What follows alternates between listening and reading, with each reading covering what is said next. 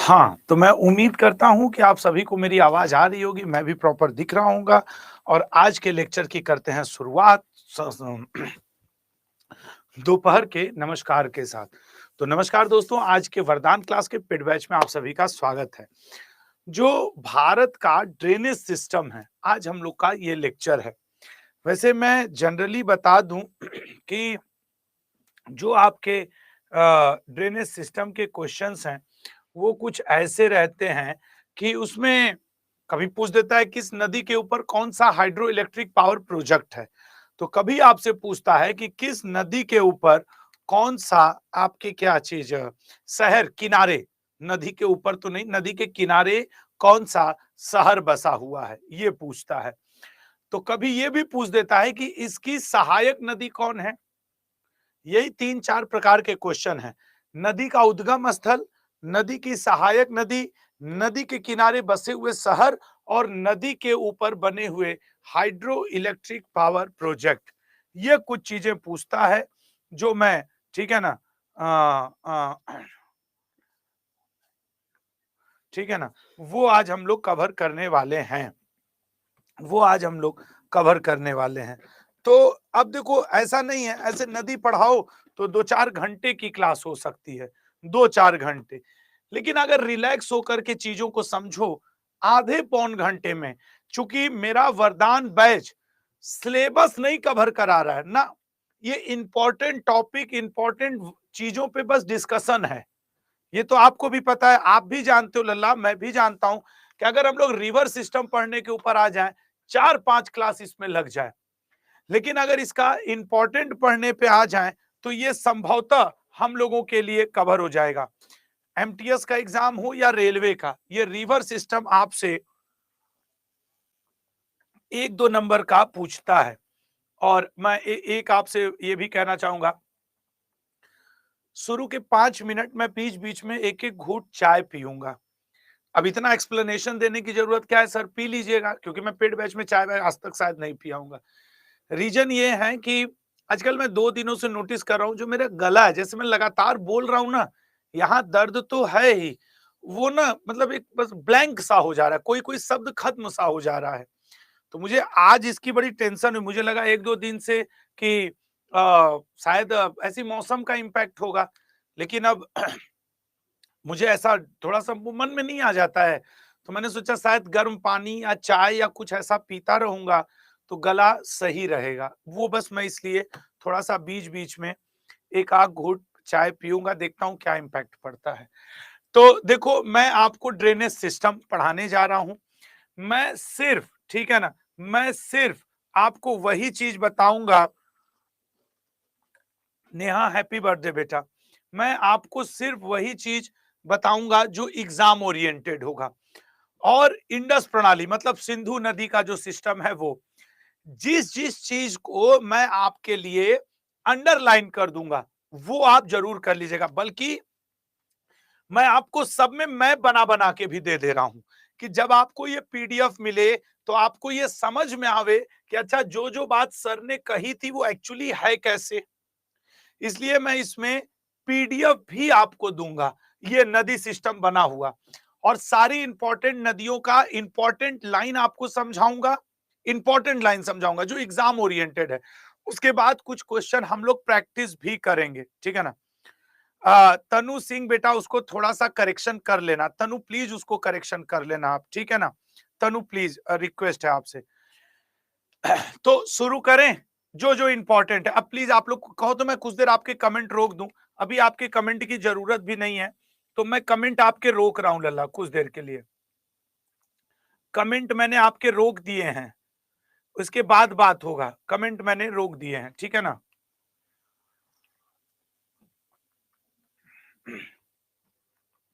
आओ देखो, सबसे पहले बात होता है कि हम लोग इंडस रिवर सिस्टम में ब्यास नदी या विपाशा नदी के बारे में पढ़ने जा रहे हैं। किस नदी के बारे में? ब्यास या विपाशा नदी के बारे में। ब्यास इसका वर्तमान नाम है, विपाशा इसका वैदिक नाम है। एक पॉइंट तो यहीं पे इंपॉर्टेंट बनता है, आपसे ये पूछता है कि ब्यास नदी निकलती कहां से है? ब्यास कुंड से। ये नदी कहां से निकलती है? तो रोहतांग दर्रे के पास अगर आप देखोगे तो ये ब्यास नदी है, ये रोहतांग दर्रा है। तो यहां से आपके रोहतांग दर्रे के पास से ब्यास नदी निकलती। ब्यास नदी की एक खासियत जानते हो तुम? भारत का पूरा मैप देखो, ब्यास नदी एकमात्र, मतलब कि खास करके उधर झेलम, रावी, चेनाब में मैं बोल रहा हूं, एकमात्र ऐसी नदी है जिसका उद्गम स्थल भारत में है। मतलब वो शुरू भी होती है भारत में और खत्म भी हो जाती है भारत में। तो ना 4-5 ऐसे आपको ऑप्शन देगा, चेनाब, रावी, ब्यास, सतलज, और पूछेगा वह एकमात्र नदी दिए गए ऑप्शंस में से जिसका सोर्स भारत में है और इंड भी। आप देखो ये भारत का मैप है यहां तक, ये देखो यहां भारत में से निकल रही है भारत से, और भारत में ही ये सतलज नदी में यहां पे आके खत्म हो जा रही है, ब्यास कुंड से निकल करके सतलज में खत्म। उसके अलावा बताएं, पोंग जलाशय सबसे ज्यादा पूछे जाने वाला, पोंग रिजर्वायर इसी ब्यास नदी पर है, इसी ब्यास नदी पर है पोंग। मैंने जानबूझ करके कोई फर्जी टाइप की लाइन डाली ही नहीं है अपने पीपीटी में, जो एग्जाम के लिए इंपॉर्टेंट है बस वही बात होगा। अच्छा, ब्यास के बाद कहें सतलज, अब सतलज नदी पुराना नाम सतुद्री, हिमाचल प्रदेश और पंजाब में मुख्य रूप से बहती है। यह तिब्बत में मानसरोवर झील के पास राकसताल नामक जगह से निकलती है, राकसताल, ठीक है ना। मां Tibet enters into India through Shipkila दर्रा। कभी कभी ये भी पूछ देता है कि भारत में ये जो सतलज नदी है किस दर्रे से प्रवेश करती है, सिपिकला। ये देखो, ये जो है सतलज नदी, यहां से ये भारत में एंट्री कर रही है ये, और यहां जहां से ये निकल रही है यही है आपका राकसताल। भारत के मैप के बाहर है ये, देखो, और ये ऐसे निकलते हुए ऐसे करते हुए ये आपके सतलज नदी इधर आके इंडस में मिल गई। तो ये भारत के बाहर से निकल रही है, राकसताल से निकल रही है, और जिस दर्रे से ये भारत में एंट्री कर रही है, दर्रा क्या होता है सर, पासेस क्या होता है सर, दो पहाड़ों के बीच का, कभी कभी कुछ मीटर, कुछ किलोमीटर, या कभी कभी बहुत सारा, जैसे 1-2 किलोमीटर, 100-200 मीटर, 700 मीटर का स्पेस। तो यहां से ये भारत में एंट्री कर रही है। तो दो बातें आपसे पूछेगा, इसका ओरिजिन क्या है और ये किस दर्रे से भारत में प्रवेश करती है। अब इसी सतलज के ऊपर भाखड़ा नांगल परियोजना इसी नदी पर है। भाखड़ा बांध को गोविंद सागर बांध भी कहा जाता है, ये बात याद रखना, ठीक है ना, ये बात याद। दर्रा, सोनाली गुप्ता, मैंने बताया कि दर्रा दो पहाड़ों, दो माउंटेन्स के बीच का वह क्षेत्र जो कभी कभी कुछ मीटर, कभी कुछ किलोमीटर का होता है, जिससे आने जाने का पैसेज टाइप का, एक तरीके से समझो, दैट्स कॉल्ड दर्रा या फिर पासेज। खैर, अब इसी सतलज के ऊपर या सतुद्री के ऊपर भाखड़ा नांगल डैम परियोजना है, जिसे आप गोविंद सागर बांध भी कहते हो, ठीक है ना। ये नदी ऐसी है, एक बार देखो, नदियों से दो क्वेश्चन पाकिस्तान से रिलेट करता है, बाउंड्री से। एक आपसे ऐसे पूछेगा, वह नदी जो भारत और पाकिस्तान के बीच में बाउंड्री का कार्य भी करती है, एक तो झेलम करती है, दूसरा अगर इस क्वेश्चन में थोड़ा सा बदलाव किया और पूछा फिरोजपुर के पास बाउंड्री का काम करती है, तो फिरोजपुर के पास बाउंड्री का काम करती है सतलज।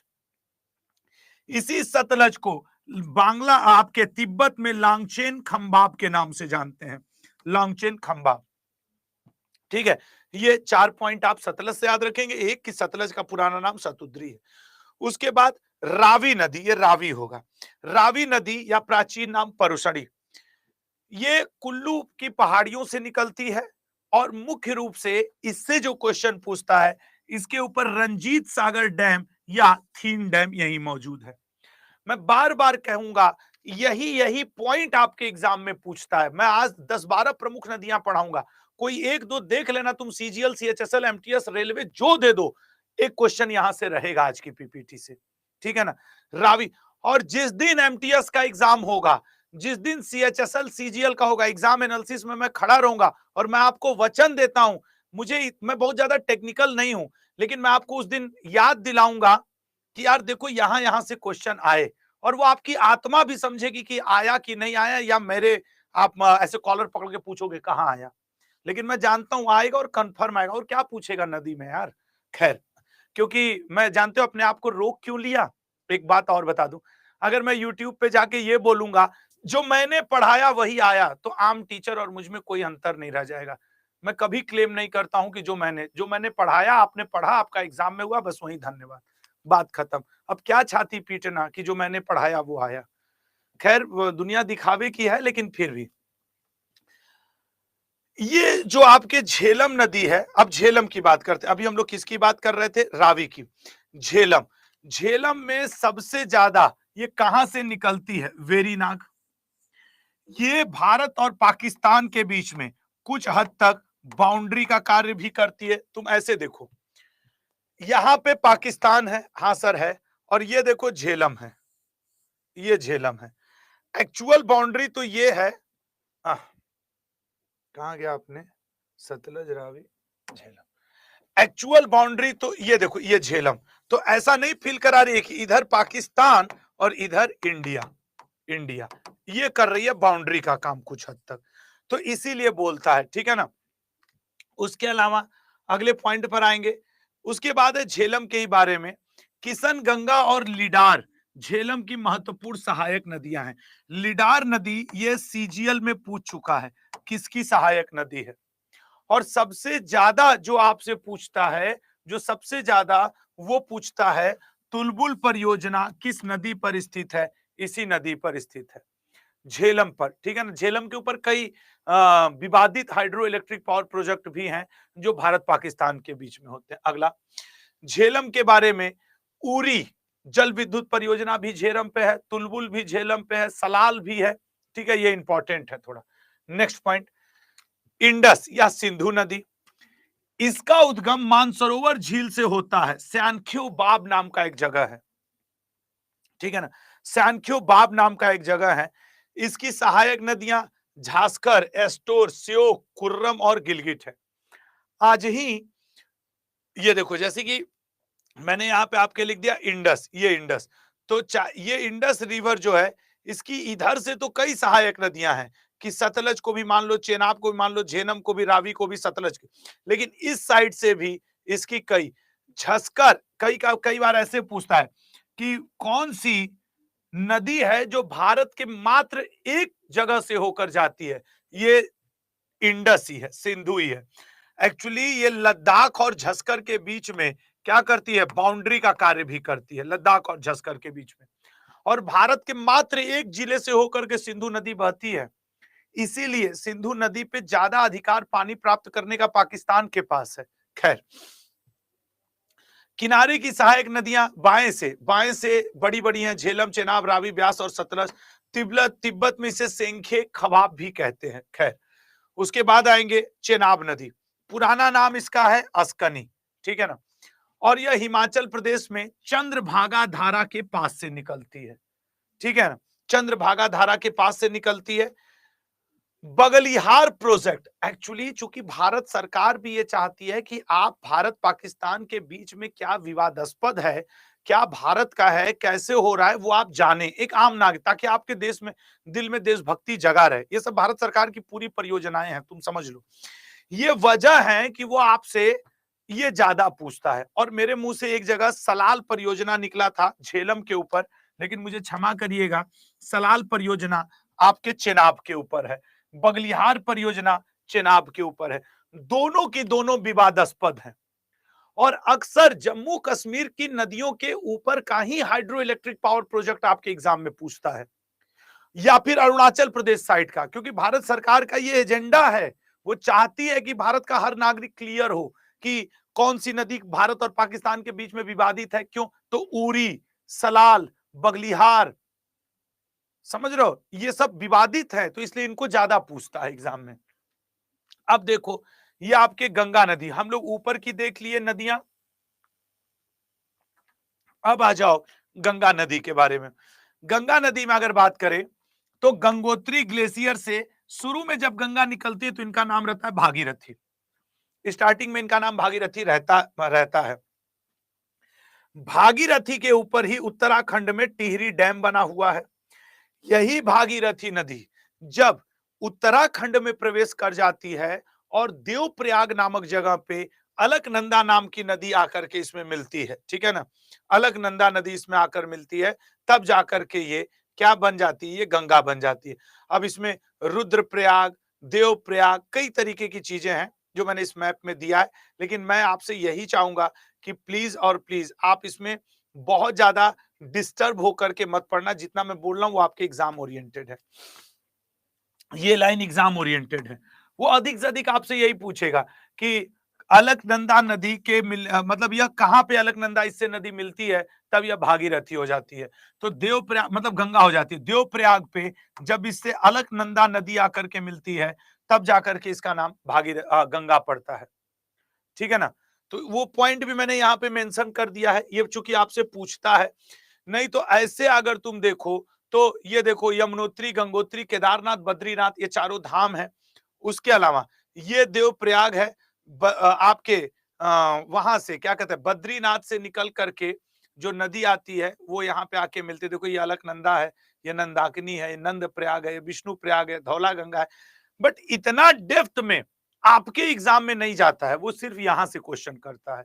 खैर मैंने देखो तुमको बताने के लिए नोट्स में तो ये दे दिया है कि अगर किसी स्टूडेंट की इच्छा हो ही गई कि नहीं सर हमको समझ लेना ही है, तो ये लो कि देवप्रयाग भागीरथी और अलकनंदा मिलती हैं, विष्णु प्रयाग पे धौली गंगा और अलकनंदा मिलती हैं, नंद प्रयाग पे नंदाकिनी और अलकनंदा, कर्ण प्रयाग पे पिंडर और अलकनंदा, रुद्र प्रयाग पे मंदाकिनी और अलकनंदा मिलती हैं। ठीक है ना।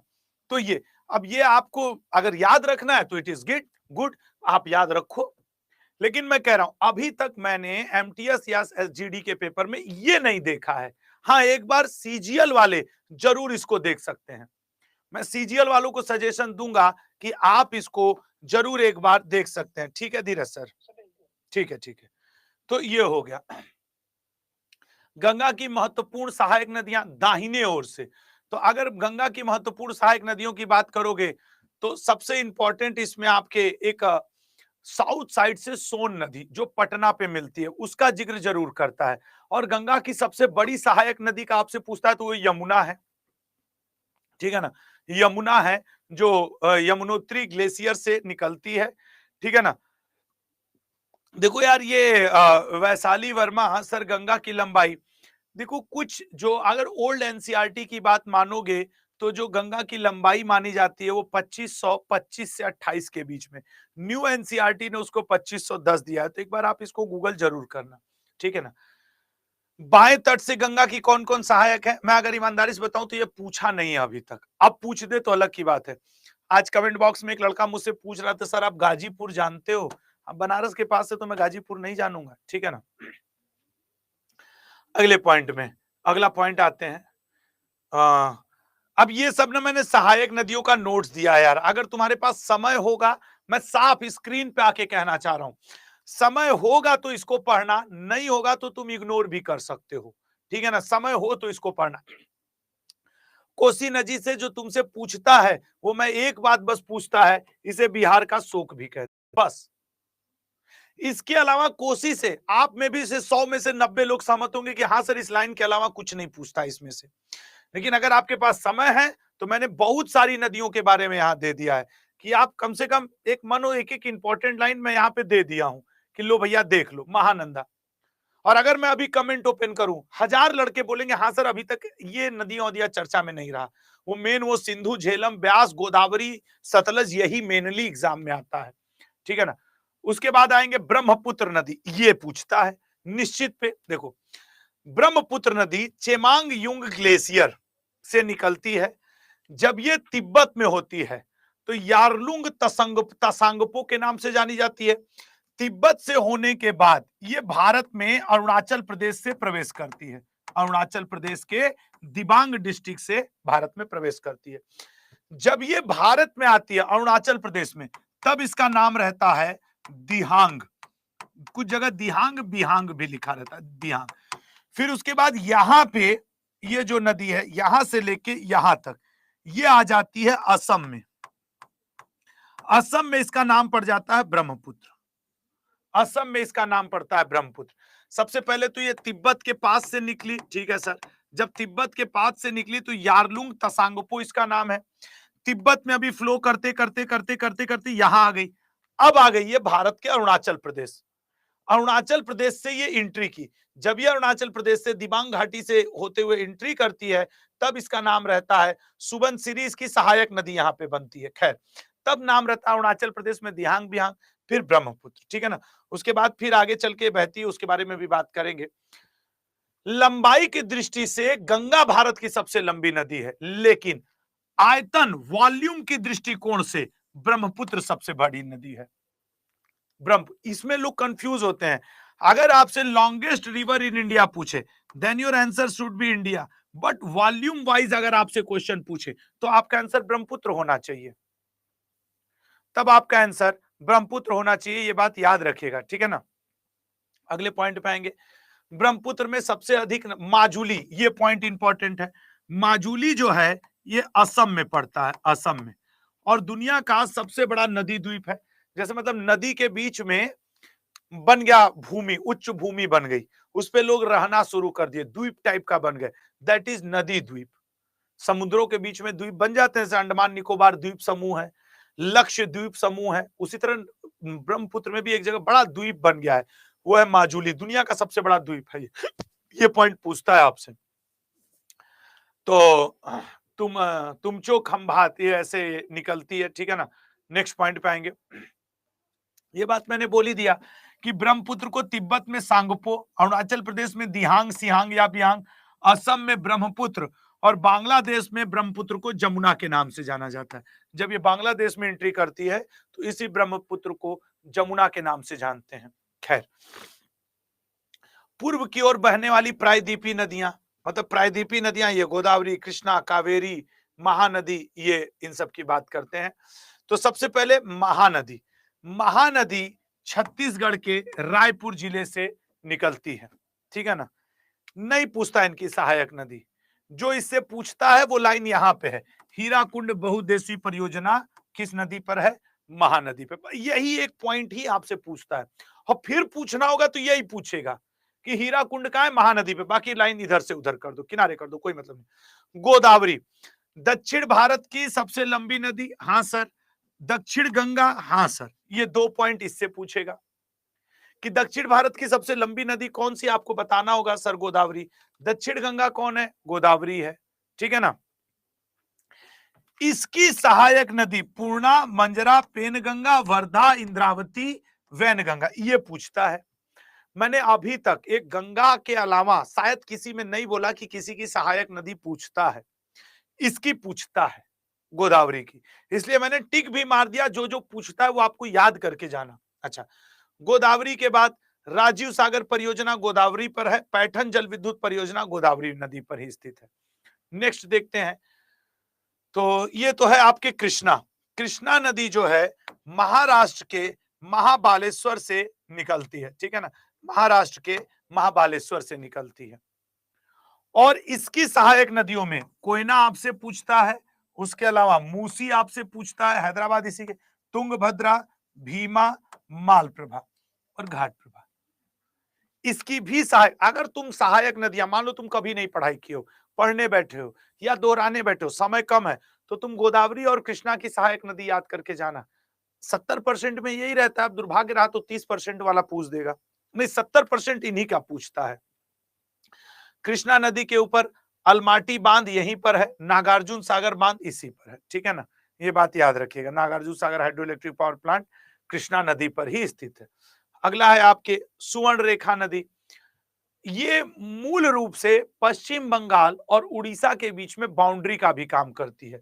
ये वेस्ट बंगाल और उड़ीसा के बीच में अगर कभी पूछे कौन सी नदी बाउंड्री का कार्य करती है तो स्वर्ण रेखा नदी। स्वर्ण रेखा नदी से ज्यादा क्वेश्चन नहीं आएगा। इससे आता है कृष्णा सागर बांध किस नदी के ऊपर है? कृष्णराज। तो कृष्णराज कावेरी के ऊपर, ठीक है ना, कृष्णराज कावेरी के ऊपर। देखो अमन शर्मा कह रहे हैं कि सर क्या क्या पूछेगा 25 क्वेश्चन में? हो सकता है नदी से कोई एक क्वेश्चन, और वो हो सकता है ना भी पूछे, लेकिन हाइड्रो इलेक्ट्रिक पावर प्रोजेक्ट या नदी किनारे बसे सर ऐसा पूछता है। तो अमन, अगर सरकारी नौकरी इतना इजी होता तो भारत इतना बेरोजगार भी ना होता, ठीक है ना। आई है ना वैकेंसी, देखो 9,500 इसमें आई है आपके एमटीएस में, 16-17 हजार सीजीएल में, आज आप 27 अगस्त पे हो सकता है शाम को 20, 25, 30 हजार जीडी में आ जाए। हमारा तुम्हारा होगा कि नहीं हमको ये नहीं पता, लेकिन वो 30,000 सीट भरेंगी, वो 17,000 इस बार सीजीएल भी क्वालिफाई करेंगे, वो 9,500 एमटीएस भी क्वालिफाई करेंगे। हम आप परिस्थिति का रोना रो सकते हैं कि कितना पढ़ें, तो भाई रोने के लिए भी तो समाज में लोग चाहिए। 9,500 ही ना एमटीएस में जाएंगे, या 17,000 इस साल सीजीएल में, या 30,000 जीडी में।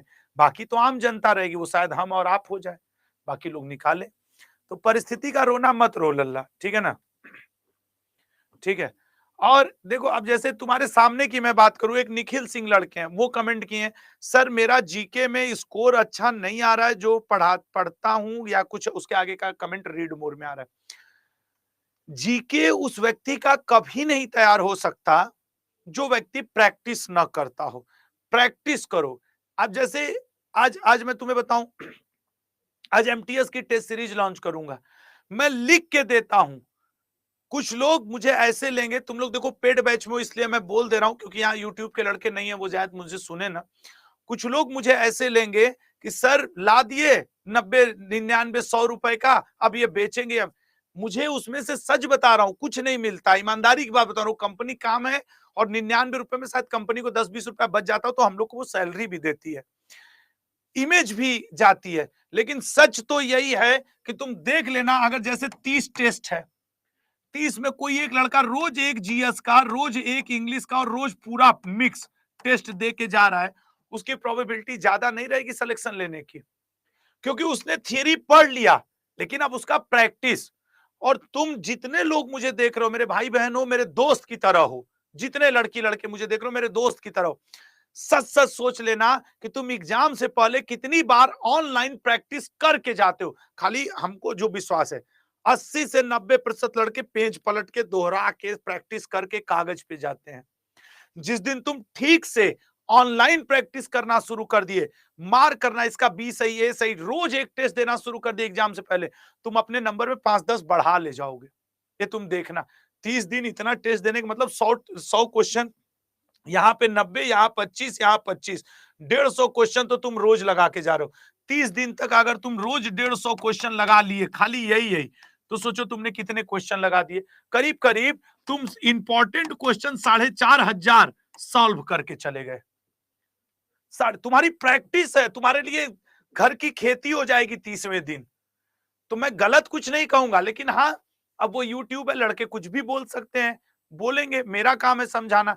जिसको लगेगा वो करेगा, जिसको नहीं लगेगा नहीं करेगा। मैं पाँव तो पकड़ नहीं पाऊंगा जाके कि भैया टेस्ट कर लो, टेस्ट जरूरी है। तो इसीलिए मैंने तुम्हारी बात का जवाब दिया, ठीक है ना।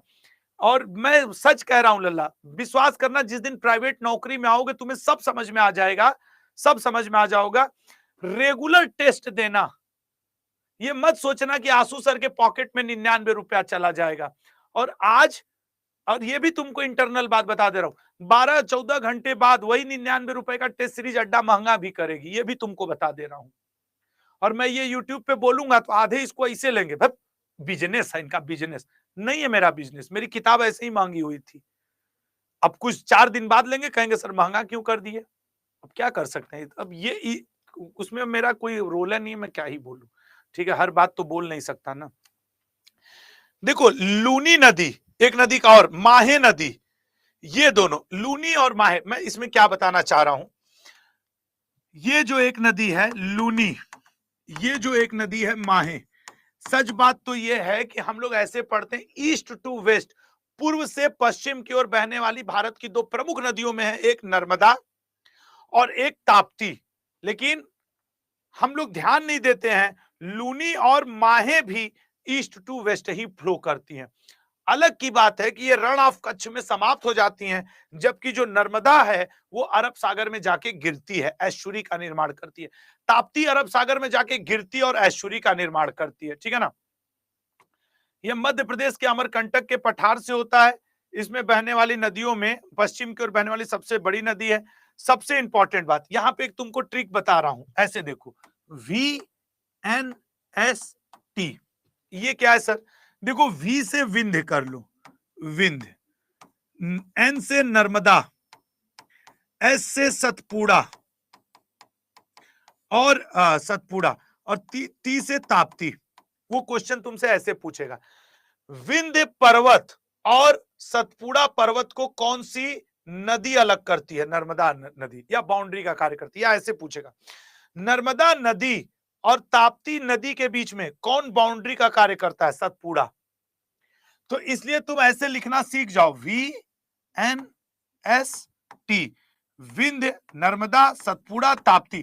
तो नर्मदा और ताप्ती के बीच में सतपुड़ा पर्वत है ना, बाउंड्री का कार्य कर दिया ना। ठीक उसी तरीके से विंध्य पर्वत और सतपुड़ा पर्वत के बीच में नर्मदा नदी बाउंड्री का कार्य कर दी ना। तो ये याद रहेगा तो 1 नंबर मिल जाएगा, वो अक्सर आपसे पूछता रहता है, ठीक है ना। तो ये नर्मदा ऐश्वर्य का निर्माण करती है। मध्य प्रदेश का जबलपुर शहर इसी नर्मदा के ऊपर है। धुआंधार जलप्रपात इसी नर्मदा नदी के ऊपर स्थित है, ठीक है ना। उसके बाद अगर हम लोग बात करें तो किस नदी के ऊपर, ये लेते जाना तो उधर फेंक देना। तो इसके बाद अगर हम लोग बात करें, क्या चीज चाहिए? मेरी स्कूटी की?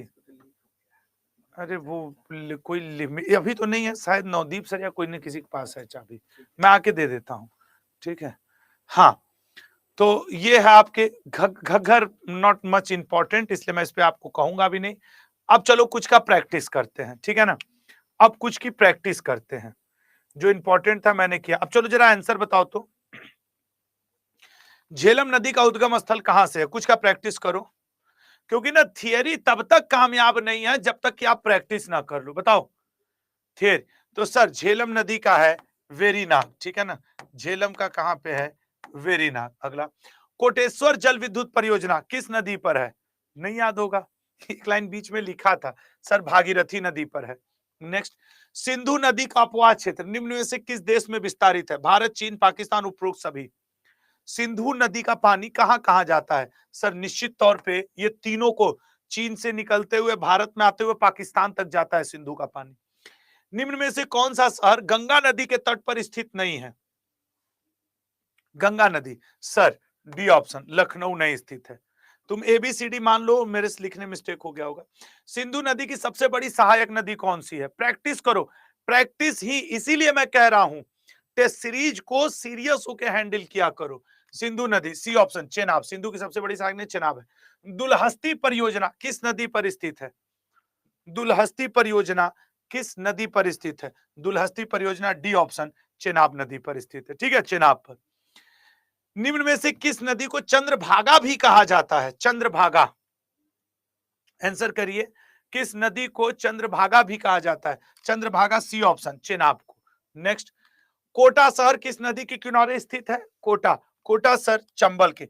ये आपके एग्जाम के प्रीवियस ईयर के सारे क्वेश्चन है, ताकि आपको ये भी लगे कि हाँ क्वेश्चन आता कैसा कैसा है, ठीक है ना। निम्नलिखित में से जो नदी सिंधु की सहायक नदी नहीं है वह कौन सी है? बताओ सर, कैसे कोसी हो सकती है? ये तो बिहार साइड बहती है, ठीक है ना, ये तो बिहार साइड। पैठन जल विद्युत, अभी पढ़ाया हूं कि पैठन जल विद्युत परियोजना किस राज्य में स्थित, किस गोदावरी नदी पर है, ठीक है ना। किस राज्य में नहीं, किस नदी पर स्थित है? गोदावरी पर, पैठन, ठीक है। अगला, निम्नलिखित में से किस नदी के नाम पर भारत का नाम इंडिया पड़ा?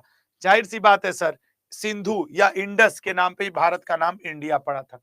डिब्रूगढ़ किस नदी के किनारे है? डिब्रूगढ़, सोच समझ के आंसर करो सर। डिब्रूगढ़ ब्रह्मपुत्र नदी के किनारे है। भारत और पाकिस्तान के बीच निम्नलिखित में से किस वर्ष सिंधु नदी जल समझौता हुआ था? कई बार ये पेपर में आता है, हमेशा याद रखना, 1960, 1960 में हुआ था। राजीव सागर परियोजना किस नदी पर स्थित है? राजीव सागर परियोजना किस नदी पर स्थित है? बताना, राजीव सागर परियोजना किस नदी पर स्थित है? 1 मिनट, जो मुझे करना है मैं वो भी कर दूं, नहीं तुम लोग कहोगे कि गुरुजी इसका वो अगले अगले क्वेश्चन का इसके बाद तुम लोग अगले क्वेश्चन का आंसर करो, ताकि समय भी ना बर्बाद हो, और मैं ये भी कर दूं आपके लिए, आपके पीडीएफ की व्यवस्था, ठीक है। हाँ, नहीं तो गड़बड़ा जाता है यार, जब एक बार चीजें गड़बड़ाती है ना। इसका आंसर कर लो, नेक्स्ट का आंसर करो। मैं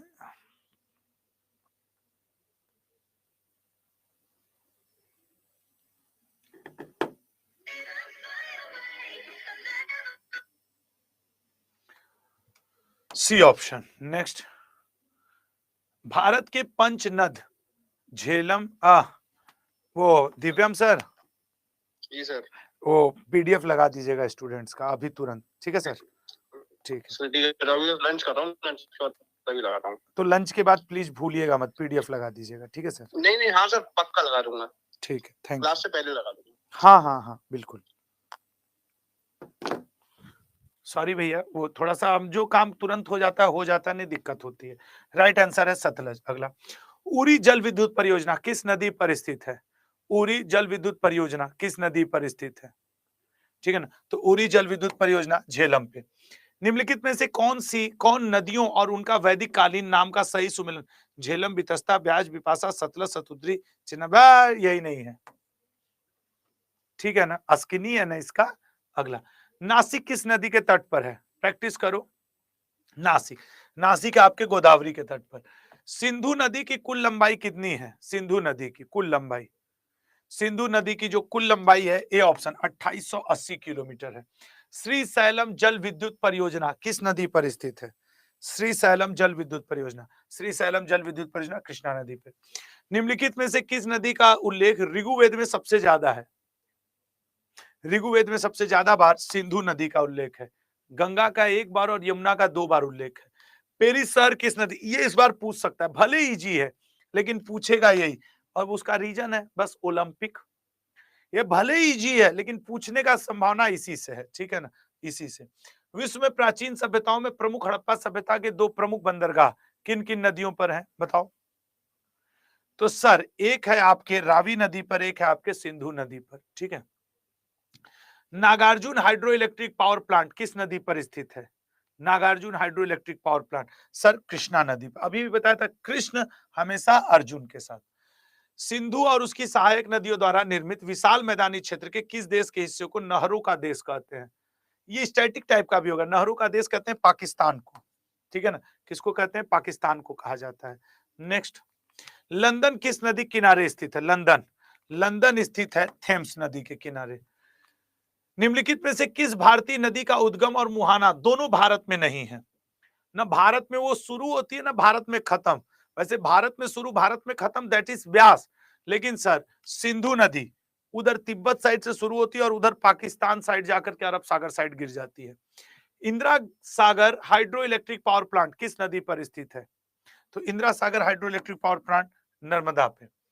गंगा नदी किस देश या देशों से होकर बहती है? भारत, बांग्लादेश, नेपाल, ए और बी दोनों। सर भारत और बांग्लादेश, यही दो में बहती है। बुडापेस्ट शहर किस नदी के किनारे स्थित है? बुडापेस्ट, तो बुडापेस्ट स्थित है बी ऑप्शन डैन्यूब के। अब मैं करीब 30-40 क्वेश्चन प्रैक्टिस करा चुका हूं, यहां नंबरिंग सही नहीं है, हर एक क्वेश्चन के बाद नंबरिंग गड़बड़ है। तो अगर मैं ये 18वां हुआ ना, तो 18 दूनी 36 और 10-20 अब तुम्हें होमवर्क में दूंगा, ठीक है ना, 10-20 अब तुम्हें होमवर्क में दूंगा।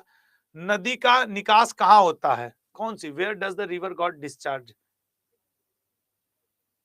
B option. ये क्वेश्चन कंप्लीट नहीं है भाई, पूछना चाहिए ना, जैसे गंगा ही कर दे तब ना, गंगा नदी का तो बे ऑफ बंगाल। अब तुम नदी का दोगे तो कहां से होगे, ठीक है ना, ये क्वेश्चन कंप्लीट नहीं। रोम किस शहर नदी किनारे बसा है? तो रोम भारत के रोम टाइबर नदी के। निम्नलिखित में से किस राज्य से नदी नहीं गुजरती है? कौन सी नदी? Does not river not passes through. तो आपके सी ऑप्शन ए और बी, ओडिशा और महाराष्ट्र। तो यहां भी ये कंप्लीट नहीं है, इग्नोर। मैं एक second,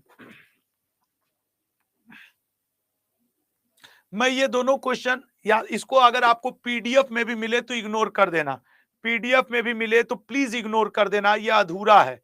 Salal hydro electric power plant किस नदी पर स्थित है? बी ऑप्शन चेनाब, ठीक है ना। इनमें से कौन सी गंगा नदी की सहायक नदी नहीं है? गंगा नदी की सहायक नदी नहीं है, तो गंगा नदी की सहायक नदी आपके सतलज नहीं है, दामोदर, घाघरा और गर्रा है, ठीक है। मैं इसके बाद के जितने हैं आपको प्रैक्टिस के लिए देता हूं, और देखो मैंने बहुत सारे इसमें मैंने प्रैक्टिस के लिए क्वेश्चंस लगाए हुए हैं। तो आज इतने ही पे रोकते हैं, अब हम लोग का 2 लेक्चर और है, एक अवार्ड से रिलेटेड है और एक कोई और लेक्चर है विटामिन और डिजीज। मैं उम्मीद करता हूं वो दोनों हम लोग कल ही कवर करेंगे, ताकि एक दिन सेव करें कुछ और चर्चा करने के लिए, कोशिश यही होगी मेरी। तो फिलहाल आज के लिए इतना ही, और मैं एक ईमानदारी से आपको सलाह देना चाहता हूं, जितने लोग एमटीएस के हो, बाकी लोग जा सकते हैं, जितने लोग एमटीएस के हो, मेरी बात मान लेना, तुम अड्डा, कोई कंपनी, कोई कोचिंग, कोई टीचर, किसी का भी हो, लेकिन टेस्ट जरूर दो 30 दिन तक। अब अगर एमटीएस निकालना चाहते हो तो टेस्ट जरूर दो। अब जो मैं आज एमटीएस की टेस्ट सीरीज शाम 7 बजे लॉन्च करने वाला हूं, मैं तुम्हें बताऊं, उसमें मैंने जीएस का अलग टॉपिक वाइज टेस्ट सीरीज कर दिया है, लेवल वाइज भी किया है, इंग्लिश का अलग किया है, और जीएस इंग्लिश मैथ रीजनिंग का अलग किया है, प्रीवियस ईयर पेपर अलग किया है। मतलब हर तरीके के टेस्ट उस टेस्ट सीरीज में मैंने आज आपके डाले हैं, और करीब 350 से ज्यादा topic wise, subject wise mix test आपको आज मिलेगा शाम 7 बजे। और मेरा कहा मानना, तो मैं ये मानता हूं कि आपने मेरे कहने पे शायद वरदान बैच लिया हो, आपने मेरे कहने पे शायद बुक लिया हो, लेकिन एमटीएस वालों, मेरा आपसे एक आखिरी रिक्वेस्ट रहेगा, ये आखिरी इन्वेस्ट मान करके या मेरी बात मान के या जैसे भी, तुम टेस्ट सीरीज जरूर लेना, ये मेरा तुमसे कहना है। और मैं तुम्हें सच बोल रहा हूं लल्ला, कभी प्राइवेट जॉब करोगे तो समझ में आएगा। मेरे ऊपर मत ये सोचना कि मुझे उसमें से 1 रुपया मिलेगा, लेकिन मैं ये जानता हूं कि वो टेस्ट सीरीज अच्छी है, कंटेंट की जो अड्डा की रिसर्च एंड डेवलपमेंट टीम है उसने उसे बहुत अच्छा बनाया। कल मैं दिन में 2-3 घंटे बैठ के उसको देखा था, वो बहुत मजेदार टेस्ट सीरीज है, बहुत मजेदार है। और तुम अगर अब तक कुछ नहीं किए हो, अगर कुछ भी अब तक एमटीएस के लिए नहीं किए हो, आज जो टेस्ट सीरीज लॉन्च होगी, खाली तुम अगर कुछ नहीं किए हो तो 5 टेस्ट रोज दे दो। अरे यार 5-6 हजार क्वेश्चन है और सब इंपॉर्टेंट इंपॉर्टेंट कवर है, कैसे नहीं होगा सिलेक्शन यार, रैंक लगाना है, ठीक है ना। तो कल मैं एक स्टूडेंट का कमेंट पढ़ा था तो मेरा मन थोड़ा सा दुखी हुआ था। उसने लिखा था कि आशु सर, आपने ये बैच खरीदने कहा, मैंने ले लिया, ये आप तो पैसा जुटा लिए, हमारे पास इतना वो नहीं है, ऐसे वैसे उसने लिखा। मैं सच बताता हूं, अगर आपके घर के गार्जियन भी प्राइवेट जॉब में होंगे या वो होंगे, लल्ला कंपनियां आपको ना सिवाय सैलरी के और कुछ भी मतलब नहीं रखती हैं, ठीक है ना। और मैं उस नेचर का भी नहीं हूं यार, मेरा टेस्ट सीरीज हो या मेरा कोर्स हो, मैं लिख के दूं, मेरा एफर्ट होता है 100 रुपए के आसपास हो। तुम किसी कोचिंग से मेरे सिलेबस या मेरे वरदान बैच या किसी को मैच करा के देख लेना, मेरी करेंट अफेयर की किताब डिलीवरी, किसी किताब को डिलीवरी करने में 50-60 रुपए लगते हैं, तब भी मेरी किताब 99 की होती है। जो मेरी एमटीएस की करेंट अफेयर की बुक आई, जो मेरी ये एमटीएस वाली बुक आई, लगभग 99 की थी ना, जब मैं बोला था कि 12 घंटे में ले लो। तुम डिलीवरी करवा के देख लेना किसी चीज को, 30-40 रुपए तो कुरियर वाले ले लेते हैं यार, और कोई किताब छपने में 20-30 रुपए तो खर्च आता होगा ना, मानते हो ना। और कोई भी कंपनी लॉन्च करे 5-10 रुपया तो कमाना चाहेगी ना, उसको हमें सैलरी देना होगा ना, हमारे जैसे 2000 इंप्लॉइज को। तो लल्ला इसलिए मेरे ऊपर डाउट मत करना, क्योंकि मैं इन चीजों से बहुत बचता हूं, ठीक है। बाकी बात रही टेस्ट सीरीज की, उसकी जिम्मेदारी मैं उठाऊंगा। तो मेरा आप सबसे एमटीएस आज रिक्वेस्ट है, देखो यार 49-50 रुपए में नहीं लॉन्च होगा, वो जो मुझे पूरी उम्मीद है कि वो टेस्ट सीरीज जो है, ये लोग, सच बताऊं, तुम लोग को बता दे रहा हूं, तुम अभी क्लास में हो इसलिए बोल दे रहा हूं इस बात को। देखो मैं तुम्हें ईमानदारी से बता रहा हूं, इनका जो प्रयत्न है, इन्होंने जो कल इसको बोला था कि 199 रुपए, इस पे मेरी भिड़ंत हुई, ये आ करके मैनेजमेंट रुका हुआ है 129 रुपए, ये मैनेजमेंट चाहता है, ये मैनेजमेंट चाहता है, और मैं तुम्हें बताऊं, मैं इसे 100 रुपए से भी कम में चाहता हूं। और मैं दिल से बता रहा हूं, शायद तुमको क्या लग रहा है मेरी बात रिकॉर्ड नहीं हो रही होगी, मैं दिल से चाहता हूं कि मैं जाकर के मैनेजमेंट से बात करूं। और मुझे, मैं तुम्हें इंटरनल बात बता रहा हूं, यूट्यूब पे प्लीज आके मत लिखना, ये लोग करेंगे, मेरी बात टलेगी नहीं, ये मुझे भरोसा है, अड्डा मेरी बात टालता नहीं है, लेकिन वो मुझसे ऐसा कहेगा, सर 12 घंटे के लिए कर देंगे इतना, फिर बढ़ा के इतना कर देंगे, तो जो आपके क्लोज होंगे आप बेच लेना 100 रुपए में या 100 रुपए से कम में, फिर उसके बाद सर आप 129, ऐसा कुछ रहेगा, तुम देख लेना। और मैं तुम्हें कह रहा हूं, तुम 7 बजे वाले सेशन में आना, और जरूर, लेकिन एक कसम और है तुम्हें, अगर मुझे अपना दोस्त, भाई, बहन, गाइड या टीचर के रूप में भी देखते हो ना, टेस्ट सीरीज आज तभी लेना जब टेस्ट सीरीज का तुम ना एक टेस्ट आपके जीएस का, एक टेस्ट इंग्लिश का, और एक टेस्ट तुम क्या कहते हैं मिक्स वाला रोज दे देना लल्ला। और मैं इसके लिए पेन रख करके हाथ जोड़ के खड़ा हूं आपके सामने। मैं आपका टीचर हूं, लेकिन टेस्ट सीरीज तभी लेना जब ये, क्योंकि मुझे तुम्हारे लेने से भी कोई पैसा नहीं मिलना है या फायदा होना है, न लेने से भी। तो मैं न लेने वाले में ज्यादा रहूंगा, कम से कम माँ बाप का पैसा बच जाएगा। पॉइंट समझना। तो मैं हाथ जोड़ करके रिक्वेस्ट करके कहूंगा, या यूं कहो पैर छू करके तुम्हारा मैं कह दूं, टेस्ट सीरीज तभी लेना जब तुम इसका उपयोग कर पाना। नहीं, 100 रुपए भी बहुत मेहनत से आते हैं। मुझे आधे इंजीनियरिंग के टाइम पे पापा मुझे 700-800 रुपए देते थे दिल्ली आते समय। तो मुझे 100 रुपए की वैल्यू पता है। 10 रुपए में 3 रोटी खरीद के मैं 1 रुपए के सिक्के के लिए वेट किया हूं रेस्टोरेंट के बाहर। रेस्टोरेंट मतलब वही जो ठेला पे रोटी वोटी सेक के देते हैं, मेरा वही मतलब है। तो I know the value of that test series, ठीक है ना। इसलिए मैं तुमसे यही कहूंगा, मैं कोशिश करूंगा 100 रुपए से कम रहे, नहीं जाने दूंगा 100 से ऊपर, ये मैं वादा करके जाता हूं। 100 से कम भले वो लोग जो कह रहे हैं, मैं इसी पे अड़ा रहूंगा। नहीं होगा तो नहीं लॉन्च करूंगा, मैं ये तक बोल के जा रहा हूं। लेकिन तुम लोग वो स्टूडेंट रहना जो आज ले लेना, ठीक है ना। मन में एक बार ये भी आ जाए ना कि आंसू सर कमा के राजा हो जाएंगे ना, तब भी ले लेना। रीजन है, मैं जानता हूं कि ये करने पे ही बेहतर करोगे, अदरवाइज वो बेहतर नहीं हो पाता है।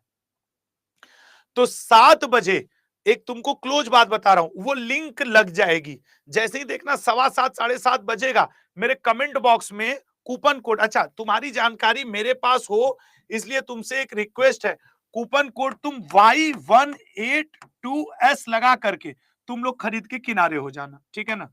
यही कूपन कोड मेरा है, जिससे ये तुम्हारे को सस्ता पड़ेगा। तो जब वो लिंक, जब मैं लेक्चर लेता रहूंगा, यहाँ पे कमेंट चलता रहता है, यहाँ पे वो लिंक लग जाएगी। इधर तो मैं लेक्चर ले रहा हूँ, तो तुम लोग उस लिंक पे क्लिक करके Y182S लगा करके और टेस्ट सीरीज ले लेना, ठीक है ना। बाकी यार मैं तुम्हारे कमेंट देख रहा हूं, कोई 60 रुपया कह रहा है, कोई 49 कह रहा है, कोई 99 रुपए कह रहा है। भाई मेरा चले ना, मैं 21 रुपए में करवा दूं, मेरा चले तो। लेकिन मैं भी जॉब करता हूं यार, बात समझना, ठीक है ना, बात समझना। मैं देखता हूं क्या कर सकता हूं। इतना तो वचन देके जा रहा हूं कि 100 रुपए से कम रखूंगा, ये मेरा वचन है तुमसे। अब मुझे भिड़ने जाने दो। जय हिंद जय भारत, ठीक है ना, जय हिंद जय भारत।